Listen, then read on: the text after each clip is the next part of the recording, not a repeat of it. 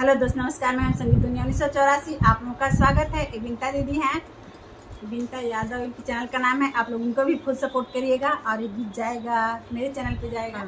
आप लोग अपना आशीर्वाद प्यार दुलार दीजिएगा और बहुत प्यारा गीत है। सुसुक रोइला चौकी पर बेला ना पटक रोइला याद आवे बालमुआ त खूब रोइला, याद आवे बालमुआ त खूब रोइला। सासू काहे बहू रोटी बनांदा, सासू काहे बहू रोटी बनांदा, चौका पे बेलना पटक रहिला। याद आवे बालमुआ त खूब रोइला, याद आवे बालमुआ त खूब रोइला।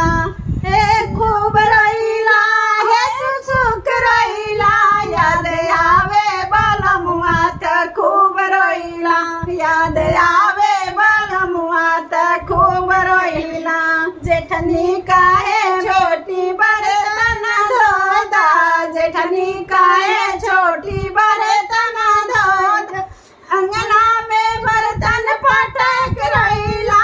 याद आवे बालमुआ त खूब रोइला, याद आवे बालमुआ त खूब रोइला। नन्नू खूब रोइला, हे सुसुक रोइला, याद आवे बालमुआ त खूब रोइला, याद आवे बालमुआ त खूब रोइला। ननदी काहे भाभी झाड़ू लगाता, ननदी काहे भाभी झाड़ू लगाता, अंगना में झाड़ू पटक रोइला। याद आवे बालमुआ त खूब रोइला, याद आवे बालमुआ त खूब रोइला, याद आवे बालमुआ त खूब रोइला, याद आवे बालमुआ त खूब रोइला। हे खूब रोइला, हे सुसुक रोइला, याद आवे बालमुआ त खूब रोइला, याद आवे बालमुआ त खूब रोइला।